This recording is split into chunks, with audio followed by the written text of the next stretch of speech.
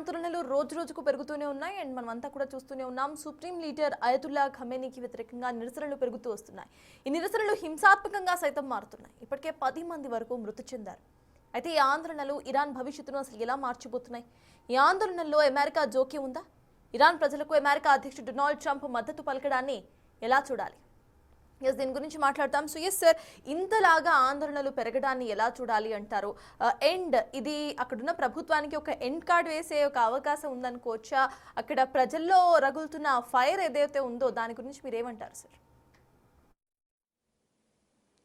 అంటే ఇరాన్లో ఇప్పుడే కాదు, చాలా ఏళ్ళుగా ఇరాన్ ప్రజలు అక్కడున్న ఇస్లామిక్ రెజీమ్కి వ్యతిరేకంగా పోరాడుతున్నారు. సో మీకు 2022లో మాషా అమేనీ అనే 22 ఇయర్ అమ్మాయి హిజబ్ సరిగా ధరించలేదని చెప్పి ఇరాన్ మొరాలిటీ పోలీస్ ఆమెను అరెస్ట్ చేసి కస్టడీలో టార్చర్ చేస్తే ఆమె చనిపోయారు. దానికి వ్యతిరేకంగా కూడా పెద్ద ఎత్తున నిరసనలు దేశమంతా జరిగాయి. అయతుల్లాను విమర్శిస్తూ కూడా సుప్రీం రిలీజియస్ లీడర్ ఇరాన్లో ఎవరూ ఆయన ప్రశ్నించలేరు. ఎలక్టెడ్ ప్రెసిడెంట్ కూడా ఈ సుప్రీం రిలీజియస్ లీడర్ కింద పనిచేయాల్సిందే. అలాంటి అయతుల్లాకు వ్యతిరేకంగా కూడా ప్రజలు తిరగబడ్డారు. ఇరాన్లో ఆ చరిత్ర కూడా ఉంది మీకు. అందువల్ల ఇప్పుడు కూడా ప్రజలు తిరగబడుతున్నారు. డెత్ టు ద డిక్టేటర్ అని చెప్పి నినాదాలు కూడా ఇస్తున్నారు. అయితే అప్పుడేమో ప్రభుత్వానికి ఒక అడ్వాంటేజ్ ఏముండే అంటే కన్జర్వేటివ్ ముస్లిం సొసైటీని తన వైపు ఉంచుకోవటానికి అవకాశం వచ్చింది. చూడండి, రిలీజియస్ ప్రాక్టీసెస్ మన షరియా లాను ఉల్లంఘిస్తున్నారని. ఇప్పుడేమో ఇది మతపరమైన అంశం కాదు, ఇది ఎకనామిక్ అంశం. అంటే ఎకనామిక్ గ్రోత్ రేట్ -2.8% అయిపోయింది. మీకు ఇరాన్ కరెన్సీ ఘోరంగా పడిపోయింది. $1కు ఈ వీక్లో స్టార్టింగ్లో 14 లక్షల ఇరాన్ రియాల్స్కి పడిపోయింది. Inflation 40%, food inflation 72%, health and medicine 50% inflation. దేశంలో అంతటా పవర్ షార్టేజు, తీవ్రమైన కరువు వల్ల వాటర్ షార్టేజు. సో దశాబ్దాల అమెరికన్ శాంక్షన్స్ వల్ల ఇరాన్ ఎకానమీ కంప్లీట్గా కొలాప్స్ అయింది. అందువల్ల 2022 తిరుగుబాట్లను మతం అడ్డం పెట్టుకొని షరియాలాను చూపి అయతుల్లా ఖమేనీ నాయకత్వంలోని ఇస్లామిక్ మతశాంతసవాద ప్రభుత్వం బతికి బట్టగట్టచ్చు. కానీ ఇప్పుడు ప్రజలు ఎకనామిక్ ఇష్యూస్ పైన తిరగబడుతున్నారు. అయితే ఇరాన్ ప్రెసిడెంటే చెప్పాడు, మన అమెరికాను నిందించే లాభం లేదు, ఈ సమస్యలకు మనమే కారణము, మనం పరిష్కరించుకోవాలని ఓపెన్గా ఒప్పుకున్నాడు. సో ప్రత్యర్థైన అమెరికా ఉపయోగించుకోవచ్చు, కానీ ఇరాన్లో పరిస్థితులకు కారణం వారు. ఆ పరిస్థితులకు కారణమైనప్పుడు అమెరికా దాన్ని సహజంగానే అమెరికా ఏంటి, ఇజ్రాయెల్ ఉపయోగించుకుని అందరూ ఉపయోగించుకుంటారు. సో అందువల్ల మీకు షేక్ హసీనా అదే జరిగింది కదా. షేక్ హసీనా సెక్యులర్ లీడరే కావచ్చు, కానీ చాలా అన్డెమోక్రటిక్గా రూల్ చేసింది. అన్డెమోక్రటిక్గా రూల్ చేసే వరకు ఆమెకు వ్యతిరేకంగా ప్రజలు తిరగబడ్డారు.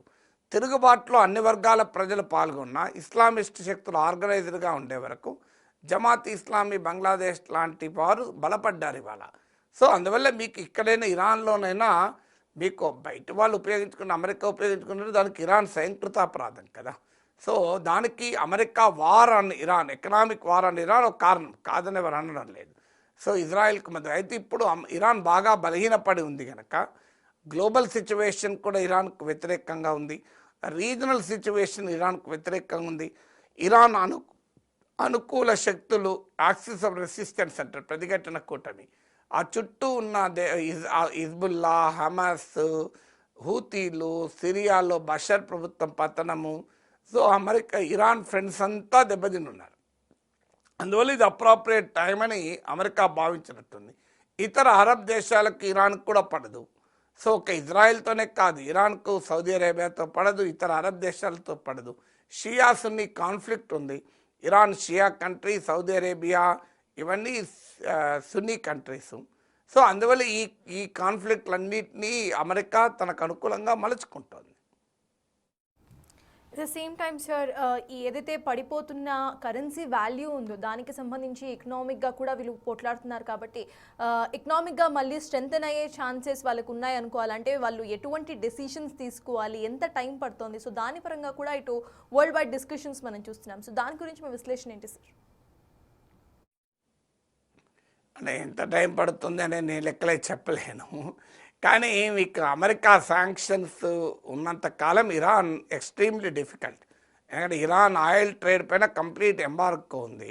ఇప్పుడు ఒకప్పుడు భారతదేశము టోటల్ ఆయిల్ ఇంపోర్ట్స్లో 10% ఇరాన్ నుంచి చేసుకునేది. ఇండియాకు ఇరాన్కు మధ్య రూపీ రియాల్ అగ్రిమెంట్ కూడా ఉండే, అంటే మనం రూపాయల్లో చెల్లించేవాళ్ళం. దానివల్ల ఇరాన్ మన దగ్గర నుంచే వాటి వస్తువులు కొనాల్సి వచ్చింది. కానీ అమెరికా ఒత్తిళ్ల మేరకు మనం 10% నుంచి 0కి తగ్గించుకున్నాం. అలాగే చబహార్ పోర్ట్లో ఇండియా ఇన్వెస్ట్ చేసింది. చబహార్ పోర్ట్ మనకు చాలా కీలకం, ఎందుకంటే పాకిస్తాన్ బైపాస్ చేస్తూ ఆఫ్ఘనిస్తాన్కు సెంట్రల్ ఏషియన్ కంట్రీస్కు లింక్ అది. సో ఆ చబహార్ పోర్ట్ను అమెరికా మొదట్లో మనకు వేవర్ ఇచ్చింది, అంటే మినహాయింపు శాంక్షన్స్ నుంచి. ఇటీవల ట్రంప్ ఆ శాంక్షన్ నుంచి మినహాయింపును కూడా తొలగించారు. సో అందువల్ల దాంతో ఇండియా ఇరాన్కు చాలా మిత్రదేశం అయినా కూడా ఇండియా ఏం చేయలేకపోతే, ఒక్క చైనా మాత్రమే ఇరాన్ నుంచి ఆయిల్ కొంటోంది. అందువల్ల అమెరికన్ క్రిప్లింగ్ శాంక్షన్స్ను ఎదుర్కొని నిలబడడం అనేది సులభమైన అంశమే కాదు. అందువల్ల హౌ విల్ ఇట్ డూ అనేది చూడాలి మనం. ఈ ఇంపాక్ట్ ఏదైతే ఉందో సార్, ప్రజెంట్ ఇక్కడ జరుగుతున్న ఇంపాక్ట్, ఇరాన్లో ఇంపాక్ట్ ఇంకా వేరే కంట్రీస్ మీద కానీ ఎకనామీస్ మీద కానీ పడే అవకాశం ఉందనుకోవాలా? అండ్ అక్కడ ప్రజలు ఎవరైతే ఉన్నారో వాళ్ళకి సంబంధించి వాళ్ళ ఎకనామిక్ గ్రోత్ అండ్ ఫ్యూచర్ ఎలా ఉంటుంది అనుకోవాలి సార్? అంటే ఇప్పుడు వెస్ట్ ఏషియాలో మీకు ఇరాన్లో జరుగుతున్న పరిణామాలు entire west Asian region destabilize చేస్తాయి. ఆల్రెడీ రష్యా ఉక్రెయిన్ వార్ ఇంకా ఎండ్ కాలేదు. రష్యా ఇది one of the major oil producer. దాంతో ఇప్పుడు రష్యాలో గందరగోళం ఉంది.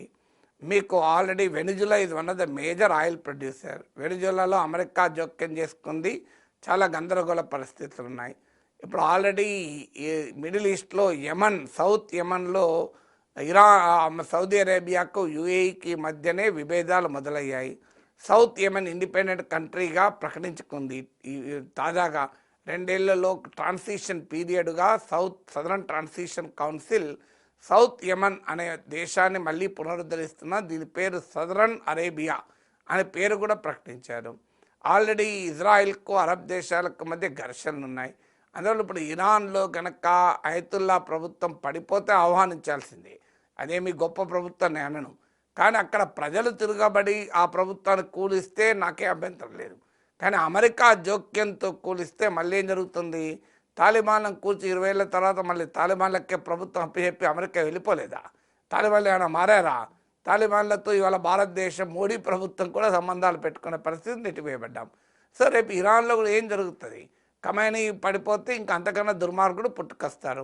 మీకు ఇరాక్లో సద్దాం హుస్సేన్ ఉన్నంతకాలం అల్ఖైదా ఎంటర్ కాలే. సద్దాం హుస్సేన్ పతనం అయ్యాడు, అల్ఖైదా ఎంటర్ అయింది. ఆ తర్వాత అల్ఖైదాను దెబ్బతీస్తే ఐసిస్ లాంటి ప్రమాదకరమైన శక్తులు ఎమర్జ్ అయ్యాయి. అందువల్ల ఇరాన్లో రేపు America operation will create a much bigger problem for America. మీరు చూస్తుండండి, ఆఫ్ఘనిస్తాన్లో ఇదే జరిగినప్పుడు 20 ఏళ్ల కింద మాలాంటి వాళ్ళని చెప్తే ఆఫ్ఘనిస్తాన్ అమెరికాని ఏం చేస్తుంది, తాలిబాన్లు అమెరికాని ఏం చేస్తారు, చెట్టుకు పుట్టకు పారిపోయారు, గుట్టలలో దాక్కున్నారు అన్నారు. కానీ ఏం జరిగింది? 20 ఏళ్ల కింద మేము ఏం చెప్పామో అదే నిజమైంది కదా. ఇప్పుడు రేపు ఇరాన్లో కూడా అదే జరుగుతుంది. చూడండి మీరు, అమెరికా తీవ్రమైన ఛాలెంజ్ ఎదుర్కోవాల్సి ఉంటుంది. ఇప్పుడు ఆల్రెడీ ఇరాక్లో కూరుకుపోయింది, ఆఫ్ఘనిస్తాన్లో కూరుకుపోయింది, ఇప్పుడు వెనిజులాలో కూరుకుపోయింది, ఇరాన్లో కూడా కూరుకుపోతుంది. ఇదివరకు ట్రంపే అన్నాడు, ఈ why should America pay for this bloody wars అని. ఇప్పుడు మరో వార్ ఫ్రంట్ అమెరికా తెరుచుకుంటే ఇక అమెరికా ఇష్టం అది. So yes sir, finally last topic చూద్దాం, దట్స్ అబౌట్ టెక్నాలజీ.